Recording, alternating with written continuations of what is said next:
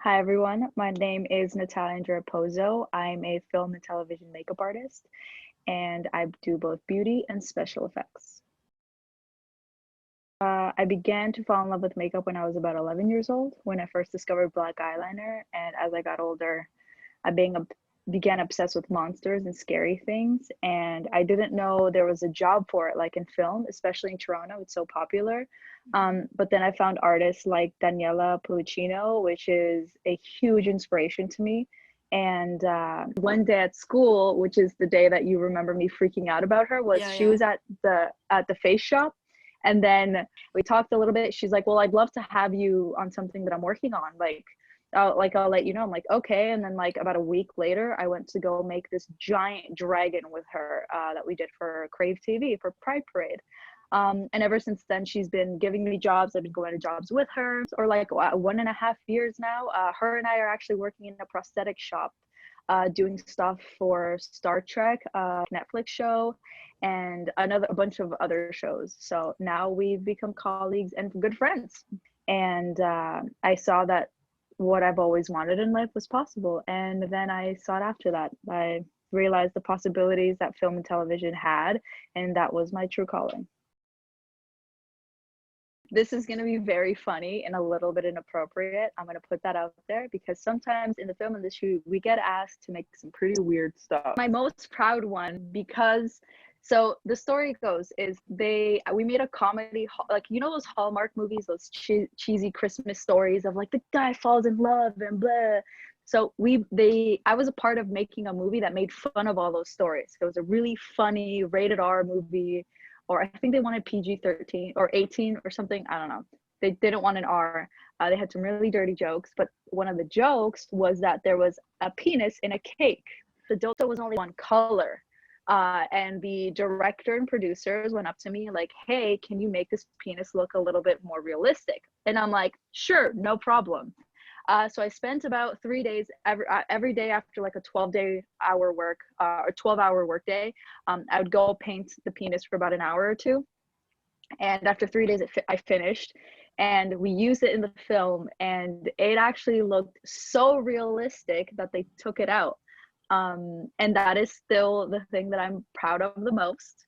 They had like this close-up shot. I have the footage of it though, but they had this close-up shot where they zoomed in and then they like put like water spray on it, so it was like really nice and pretty. And they're like, "We can't use this. This is too realistic." So I was like, oh, "Thanks, God." It was also a chance to kind of perfect skin tones and like different tones in it and how to make something look really good and cohesive. So though it's funny, Yeah. I'm really proud of that. I think it was really cool.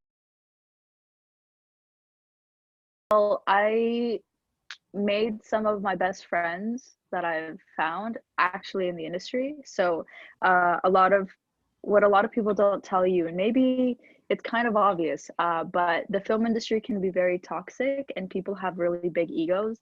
And for me personally, as someone who is introverted, loves video games, and loves just like being self-aware and wanting to grow and just not being gossipy or toxic or any of that stuff, I found it really troubling having to work with other makeup artists because all of them were really fake and had really bad intentions. And there's like this weird competition between makeup artists that like I have to make sure I'm better than her. And I've seen people purposely trying to make me look bad. And I'm like, that's really rude. And like people have done really weird, questionable shit. But I'm not gonna be like in front of like a director, producer, like, "Oh, I can't believe you did that." Like, that's really, I don't know. So I personally haven't found any cool makeup artists to work with. I prefer definitely to work alone. But when I have been key makeup and I found some of my best like people to work with, which was actually Daniel Everett Locke Everett, something like that. He's a DOP. Also Carl, he's the first AC. Uh, they're both really really good friends, and they're both director producers, and they're phenomenal dudes, and we've actually become really good friends. And they're also nerds, and we all play video games together, and it was really really nice. And I actually met them at that one movie where the penis was. That's actually the Hmm. film that we did, and ever since then we've made about 3 or 4 movies together. So that's pretty fun because now I get to work with friends and we always choose each other for teams. And I offer him jobs if I hear of anything. He offer me jobs if he hears of anything else too. So it's kind of cool.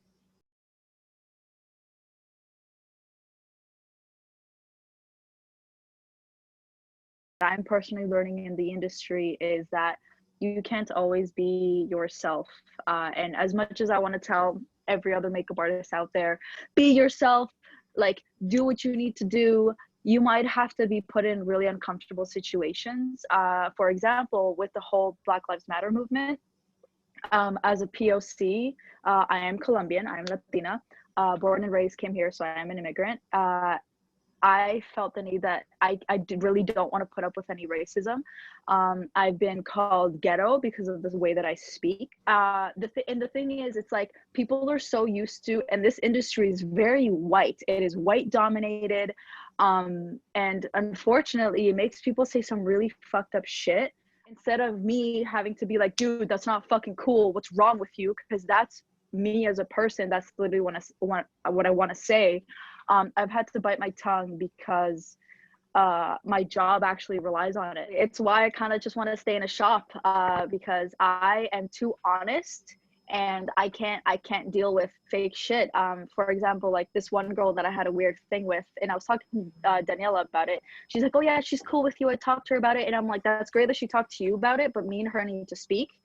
And then she's like, but you can't just go talk, like this isn't therapy. And I'm like, unfortunately I can't go to her and be like, hey, how's it going, girl, are you doing good? But the thing is, in the industry, that's what is expected. You're expected to be fake, you're expected to act like nothing's wrong. I do not function like that. If me and you have a problem, we need to talk, we need to work it out. It's not a fight, we just need to talk as human beings and make sure that we're both okay and we both now feel safe. Just do your job and I'll do mine.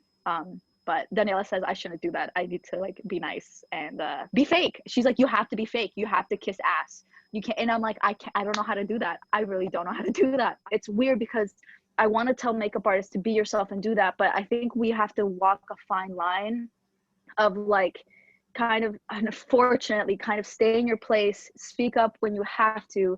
But I have been speaking up a little bit. For example, somebody at the shop, a white person said something I didn't hear, and then they asked, is that racist? And then I'm like, well, what did you say? She's like, no, nothing, never mind. And I told them, well, I'm sorry, but as a person, you do not get to decide what's racist and what's not.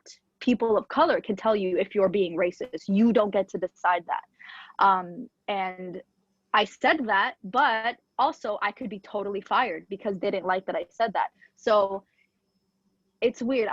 My biggest advice to people would be yourself, but a little bit of yourself. Also, you're gonna have to conform, and hopefully the world progresses and changes. But you do have to be careful because our industry does not have HR. We don't have someone that we can go to later and be like, hey, this person made a fucking rape joke. Can you deal with them? There isn't that. So unfortunately, you actually have to put up with a lot of abuse, and human decency is very rarely seen. Unfortunately, people don't care if you eat, people don't care if you sleep, and it's really unfortunate. So just biggest advice: take care of yourself. Don't speak up too much. Show a little bit of yourself, but it's better to protect yourself over everything else because the film industry is rough, and I'm learning that every fucking day.